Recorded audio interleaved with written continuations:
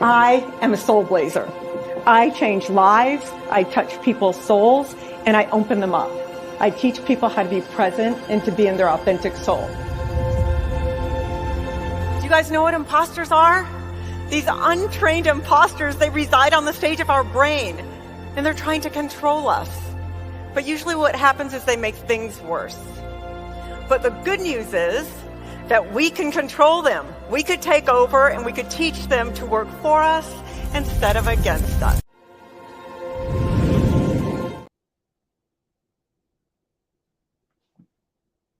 Hi, everyone. Welcome to the show. I'm so happy to be here. Today, we have such an interesting guest, Christian de la Huerta, who I've been speaking with and getting to know. And I love his book. We're in the same group, this spiritual group and collaborative group that we work with each other and help each other. And he just stood out from the crowd. He has been doing soul work for 30 years, and he wrote a terrific book. And I would love to introduce you to him. Christian, hi. It's so good to have you here. Thank you. I'm so happy to be here with you, and I love your work. I love you. So it's an honor and a privilege to be here having this conversation. Yes, when I saw you in the group, I'm going, something about you stands out. You're like a soul brother. Your book, your website, everything is so in alignment with what we do here. And just who you are as a human being. You really walk your talk, which is so unusual. And I'm so glad that you're here to share your wisdom with the audience. Yeah, I felt the same way, when in the group is like our work is really aligned, and even some of the way we language things, there's a lot of overlap. Yes. So tell us a little bit about who you are and how you got into this work, and then we'll get into the questions. Well, I've been doing transformational work focused on relationships that have a chance of working, personal empowerment. I work specifically also with women around women's empowerment. I work with issues around life purpose and how we transform self-doubt into self-confidence. And I've been doing this work for a long time, as you say. It's over 30 years now. And everything that I know is stuff that I've lived. So it's not just stuff that I picked up from a book, although I do share that kind of information too, but it's stuff that I know works because I know self-doubt. I know that imposter syndrome that you work with so much. And I know how that stuff can get healed and how it can get transformed as well, because it happens in me. From my adolescence was one long depression. So I not only know self-doubt, I know self-hatred. And flash forward to today, no matter the circumstances, no matter the details of my life, whether a relationship works out or it doesn't, whether a project succeeds or it fails, in quotes, never, ever, ever do I question my sense of self. That self-imposter, that imposter syndrome doesn't come up anymore. So that I know that work, like the kind that I do, or the work that you do, it works and it's effective, and that all that stuff can be healed. Yeah, I love the self-doubt and just self-confidence.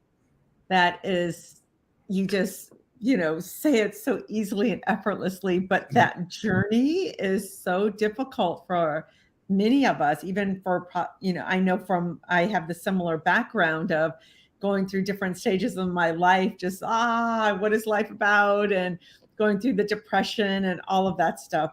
But to go from that self-doubt to self-confidence took me a long time because I didn't have the right teachers. You try to do it on your own or you try other methods.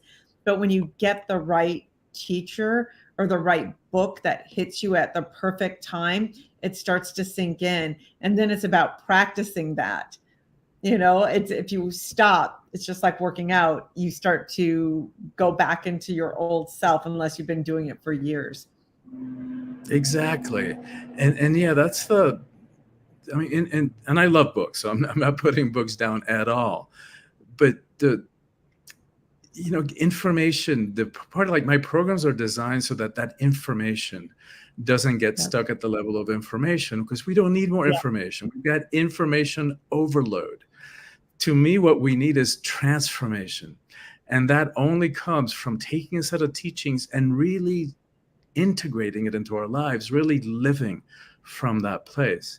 And that's the value of what you're pointing to, of having a teacher, having a coach, having a structured system of not only content, but content integration, and having a system of accountability too. That's the gift of having a coach to work with. It's to somebody to support us, hold us by the hand, and sometimes kick us in the butt, because sometimes we need a kick in the butt.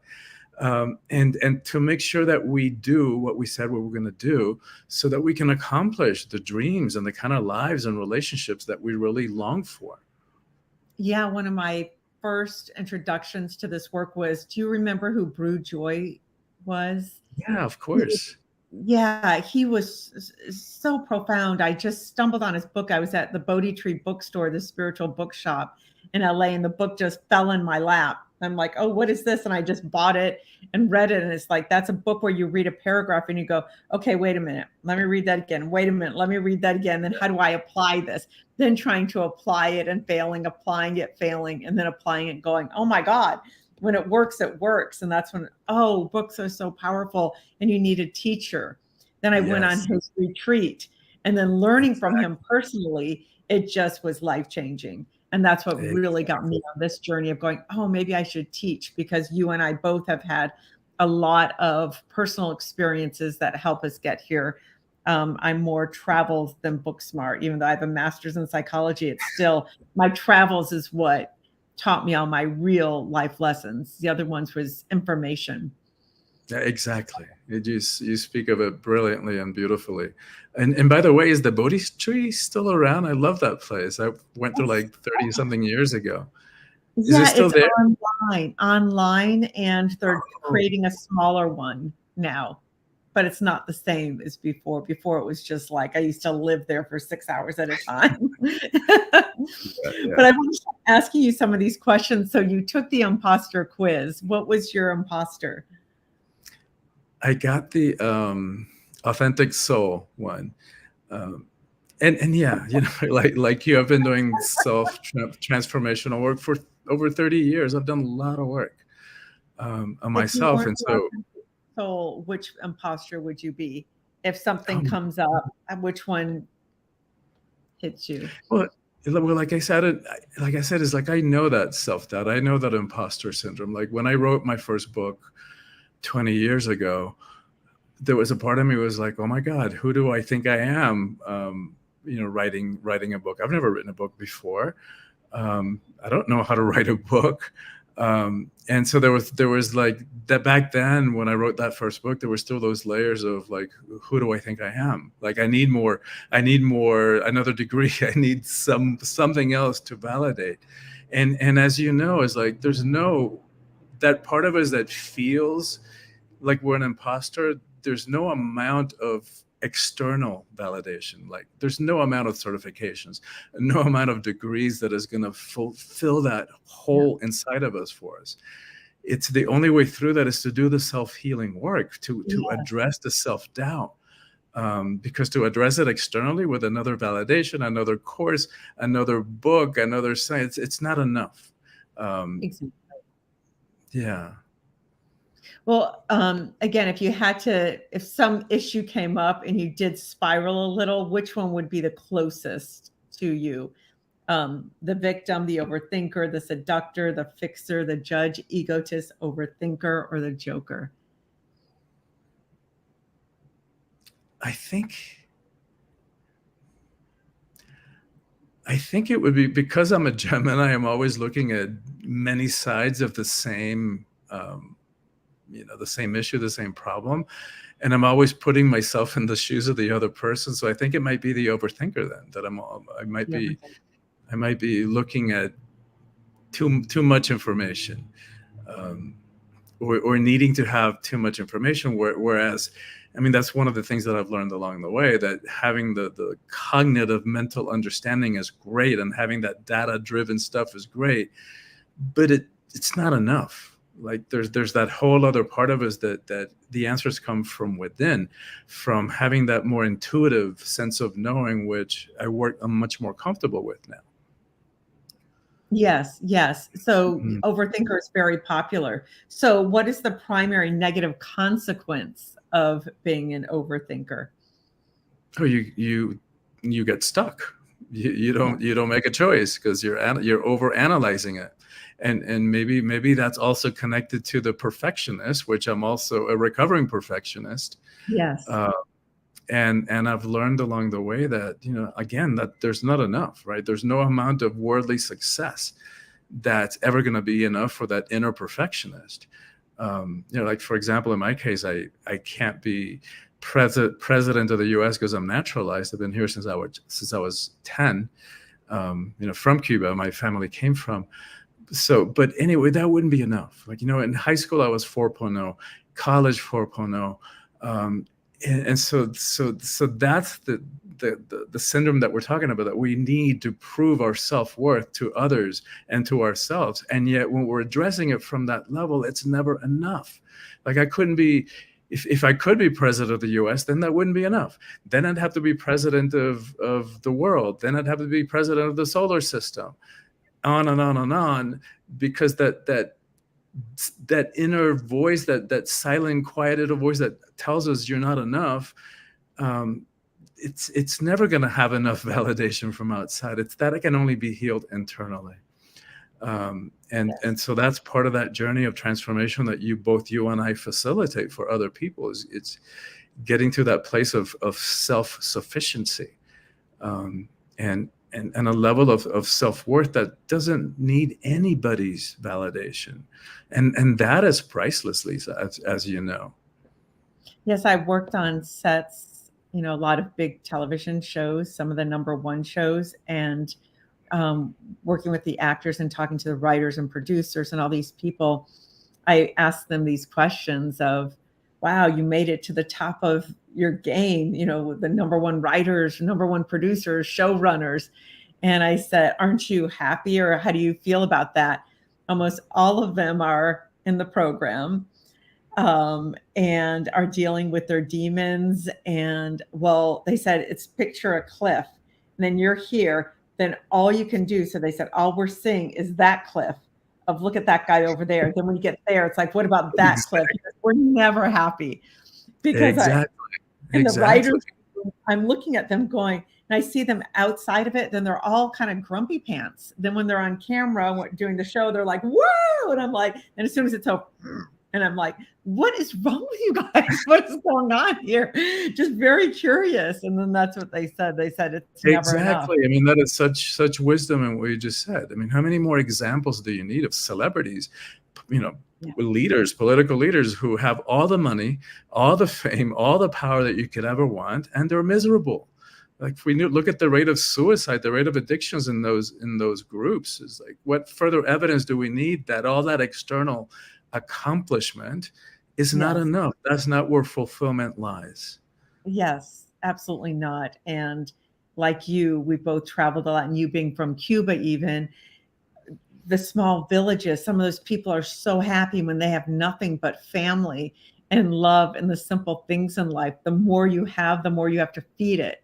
Get a bigger house, more expensive, more things break, more people you need to help maintain everything, the more, more clothes you get, the more dry cleaning, the more this, the more things you need to match and mix. And it takes a lot of time figuring out what to wear. Then I had one client that had like 4 closets full of clothes, and just to get ready, oh my God, I have no idea. It's like, oh my God, too many choices. That was her big, my life sucks, I don't know what to do anymore. It was the funniest thing.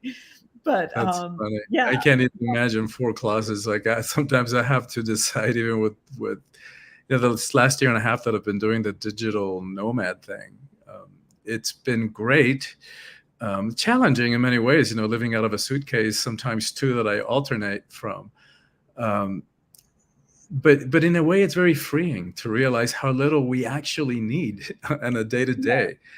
But Yes. even then, sometimes I have to decide, do I want to wear this or that? And so I can't imagine having to choose between 4 closets. And And it's mixing and overwhelming, just the I wore thought. that before. Yes. So the next question, how do your actions support the life you're creating, and how can others do the same? That's a really good question. Yeah, because the internal transformation is great and necessary and the first step. And yet, if we want to achieve the kind of lives that we long for and to fulfill our dreams, we have to act. This is not going to happen in a vacuum. And yes, you and I very much work and are fed by spiritual circles and spiritual concepts, and that really address the mindset. And to me, that is primary, addressing that internal stuff, healing the obstacles within, whether the obstacles to relationships, because sometimes we end up sabotaging our relationships before we even get started by attracting the wrong people, by falling for people who are not available, who are just not a match. And so at some point we have to get clear and realize that there is one common denominator in every one of those relationships, in every one of those arguments. And so, yes, that to me, that is the primary step. And then what are we going to do, right? It's not going to, we do the healing ourselves. Great, wonderful, necessary. And then if we want to fulfill our dreams, we've got to take steps. We've got to take action. And one of the things that I've learned is that in order for it to really work, that we have to break down those goals into smaller, more manageable action steps.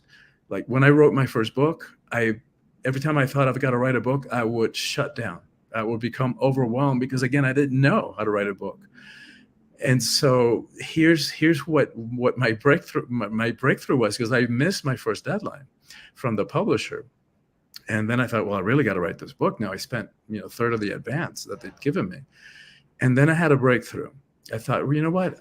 I haven't written a book, but I have written a bunch of term papers and I've done it well. What if I think about each chapter as a term paper? And that's what got me through that first book. It's like, so again, anything we can do to break it down into smaller, more manageable action steps is going to get us there a lot faster. What a great idea.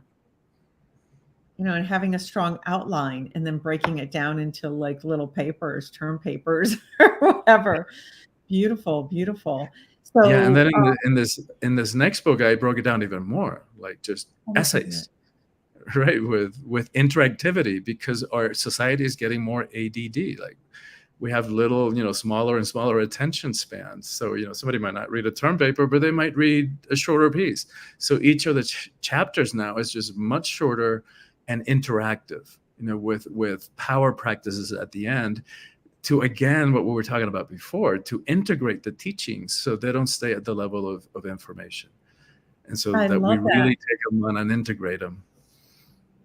Can you give me an example of one? Yeah. So for example, this book on personal empowerment, one of the practices is like the things that most of us struggle with, issues around power. We have an ambivalent relationship to it. Yeah. And so we've been conditioned, to believe that power is a bad thing. Power corrupts. Absolute power corrupts absolutely. And who wants to be corrupted? Like good people don't. But what they didn't tell us about that concept, Lisa, is that Lord Acton, who was speaking about that, who was speaking those words, he was talking specifically about political power, not the personal power that you and I help people with. And so part of what needs to happen then is dismantling and revisiting our relationship to power, understanding what we think about power. Because what happens is when we have these unconscious beliefs that power is about abusing others, is power over, power being hierarchical, power being about external selfish things like what agenda and what I want. Then most of us have that ambivalent. And what happens is we end up giving it away. We end up playing small. We end up saying yes when inside we really feel no. we end up settling for an illusion of acceptance, for a false sense of security, and for crumbs of pseudo love. So it's not an effective strategy. So those are kind of the big thoughts. And then the action steps in transforming our relationship to power. It's like, so that's what the smaller chapters are about. Like, how can I think about power in a different way?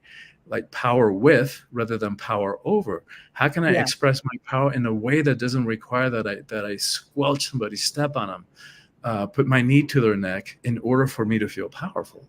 And so the first part of the book is dismantling our understanding about power and building up a new relationship to it.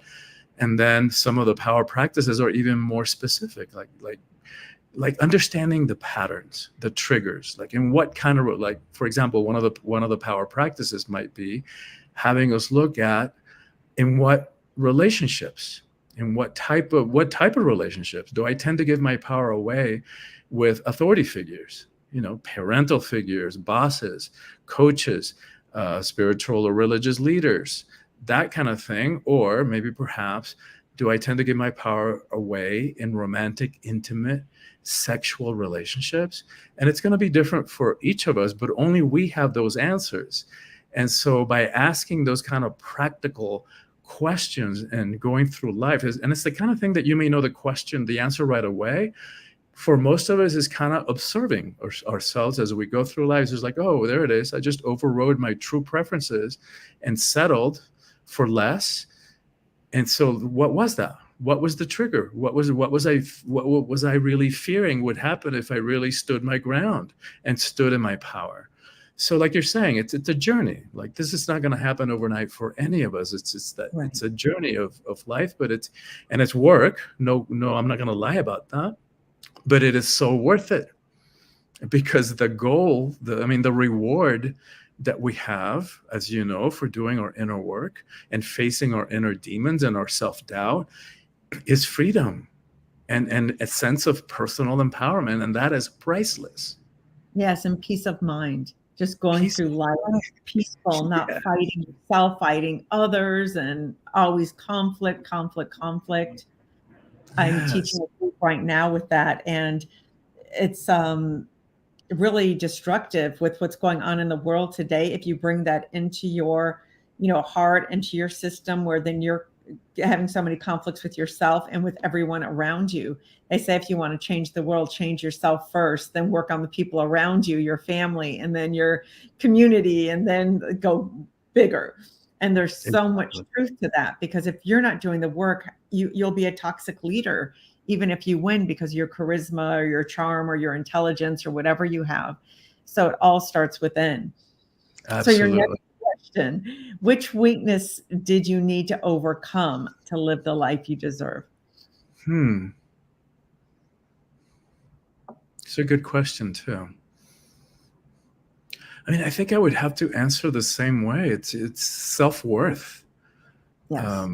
Self-worth. It's to me, it all comes from that, because then everything else is a symptom of that. It's a way that we express, or a way that we show up, because deep down inside, we don't value ourselves. We don't respect ourselves enough. And to me, that was the key for me. That was allowed me to transmute that self-doubt into self-confidence. And there's, it's a journey. Again, it's like, we just don't immediately wake up and knowing how to love ourselves, right? So first we need self-awareness. We need to become aware of why we do the things we do, and why we feel the way we feel, and what are the patterns, what are the triggers, all that kind of stuff. So that's the longer work of becoming more self-aware. That opens the doors to self-acceptance, which then makes possible self-love. And so to me, it all goes back to knowing why we do the things we do. And again, it's a journey, and it is a heroic journey in my perception, and one that is well worth it, because once we're able to do that, we can have the kind of relationships that have a chance of working. We stop self-sabotaging ourselves, whether in personal relationships or professionally. We're no longer willing to play small and to really stuff ourselves into smaller little packages because we're afraid of being judged, or because we don't want to shake the boat too much, rock the boat too much. We're just no longer willing to settle for less of what we know we deserve. Yes. Oh, absolutely. So this might be a redundant question because I think you just answered it. What does it take for you to be your best self? I think the answer, I think it is the same, that willingness to do the work. But I think what comes before that is the choice, right? The coming to the choice of saying, like, enough. Like, I've had enough of doing it that way. And I've had enough of just with these strategies that don't seem to work. So I think that's the first, getting to that place, where there may be in other models and other systems, hitting bottom, like just that's it. And then that opens the door. Okay, so then what? What are you going to do about it? And many options, there are many options to free ourselves. But it's like, I know that the work that I do has that potential to help somebody get free. And I know that your work also does that for people. It's a very empowering work. Yeah, I don't think we would be doing this work if we weren't seeing results with people. Exactly. Especially as long as you and I have been doing it. Yeah, 20, 30 years. Yeah, and I think if we didn't see it working for ourselves, I think we both started doing the works and seeing changes and liking who we were more and taking risks and, pushing ourselves. I think the biggest thing anyone can do is discover your gift. What are you really great at? What were you born to do? And then being of service with that gift. And when you do that, that's when you're in bliss state, because your whole life revolves around that. And I think our kind of work, we get to bathe in self-improvement and spirituality as part of our job, not just go to this job that's intense in a completely different field and come back to it. So I think that lends itself for us to be really even more, available for people. And, I lead retreats and workshops as you do. And when you really, deep dive for a week or two in a different location, it really makes a difference, because once you're out of your norm, you're not getting up, on the same side of the bed every day, drinking that same cup of coffee, whatever it is you do, go out to brunch with this person or that person. You start changing your behaviors. And when you change your personality, you change your personal reality, which is what I love that 𝗂𝒂 Dispenza says. If you want to change your personality, then your personal reality will change.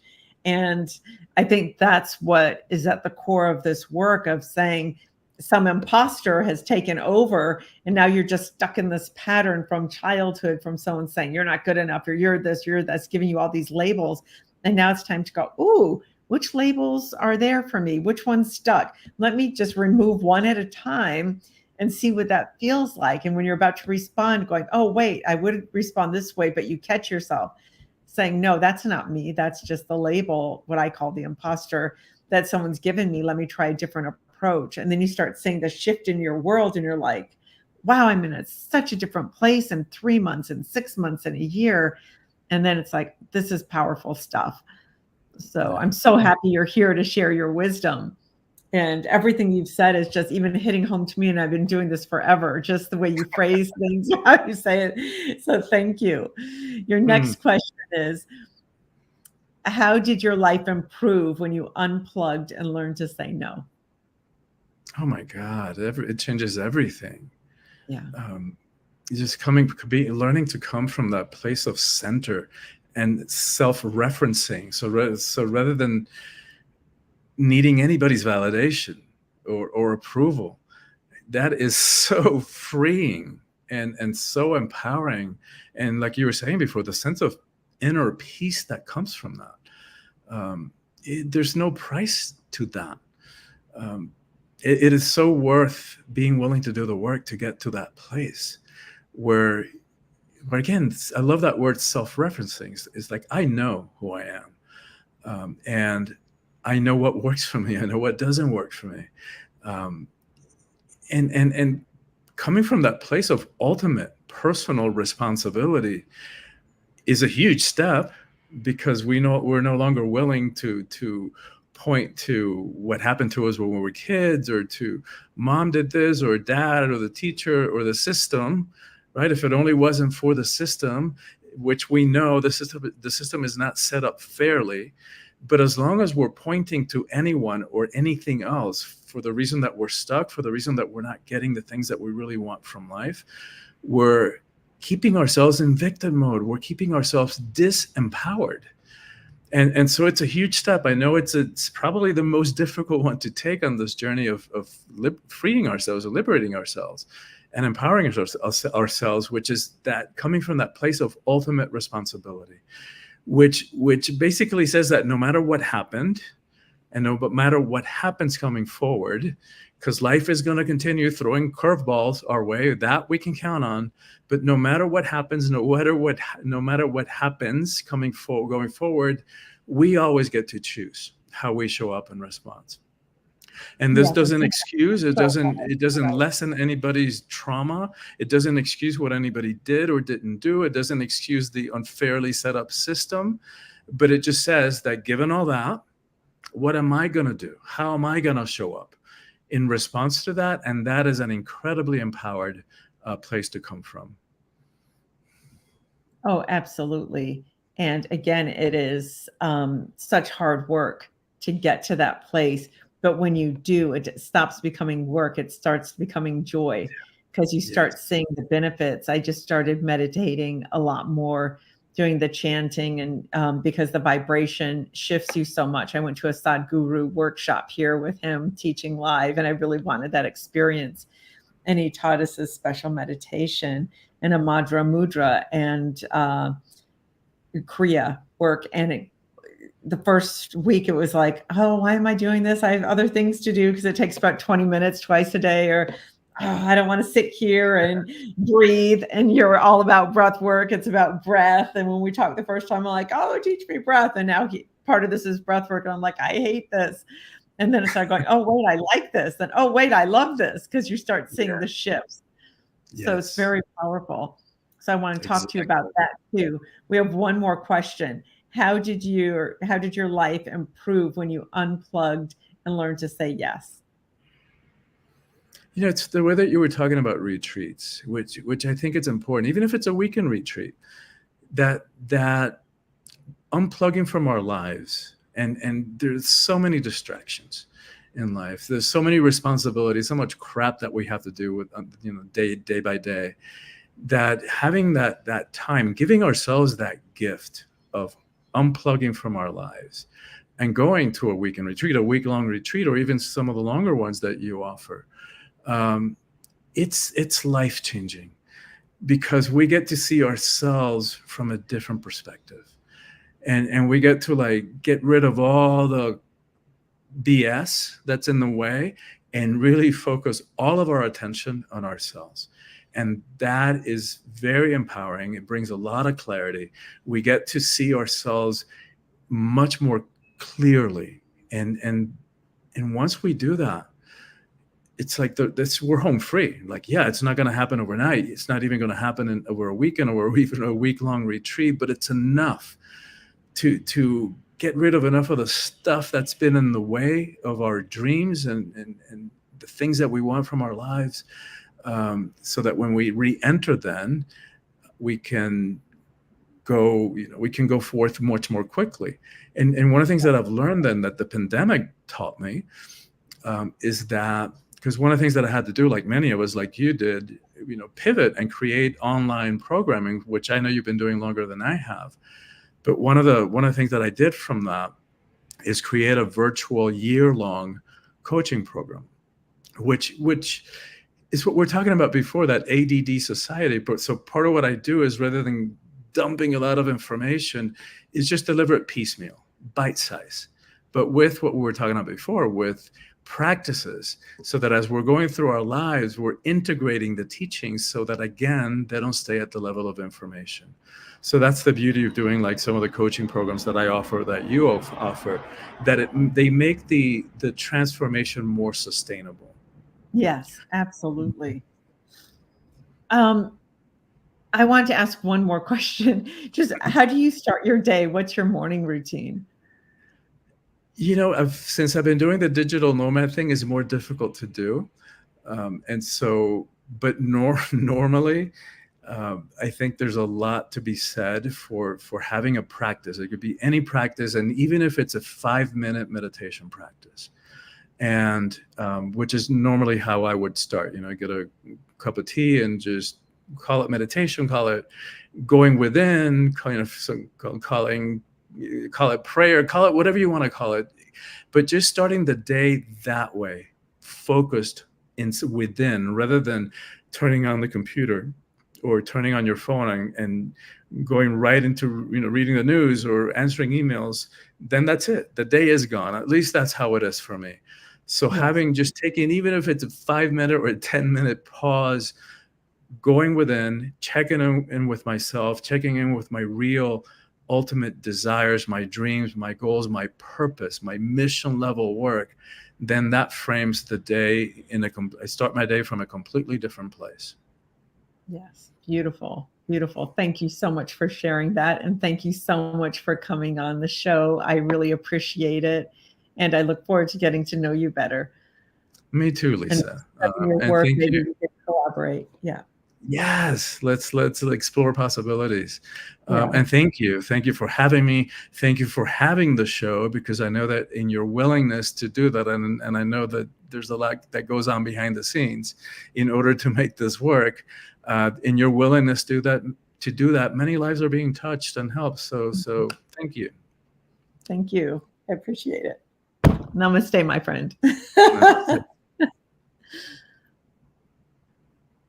I'm Lisa Haisha, creator of SoulBlazing. I hack how you can change the negative thoughts in your head that hold you back. I call them imposters. I introduce you to them, teach you how to befriend them, and co-create with them, releasing old negative narratives. As a keynote speaker at your next event, I'll help your team turn into master communicators with more camaraderie, which brings more efficiency and growth to your organization. So join me and make shift happen.